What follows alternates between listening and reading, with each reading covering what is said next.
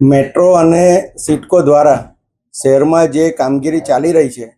તેમાં ઘણી જગ્યાએ જે બેરિકેડિંગ કરેલા છે તેના માટે ગઈકાલે મેટ્રો અને સિડકોના અધિકારીઓ સાથે માન્ય મેયરશ્રીની અધ્યક્ષતામાં એક મિટિંગ રાખવામાં આવેલી હતી, જેમાં મેટ્રો અને સિડકો બંનેને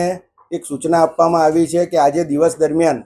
અમારા જે તે સંલગ્ન ઝોનના અધિકારીઓ સાથે મેટ્રોના અધિકારીઓ અને સિડકોના અધિકારીઓએ મુલાકાત લેવાની રહેશે અને આગામી 2-3 મહિનામાં જ્યાં પણ એ લોકો મોન્સૂનને લગતી કામગીરી કરવાના નથી, એટલે કે એ લોકોની કામગીરી બંધ રાખવાના છે, તો તેવા તમામ જગ્યાઓના બેરિકેડ ક્યાં તો ખોલી રાખવામાં આવે અથવા તો થોડી જગ્યા વધારે કરવામાં આવે, જેથી કરીને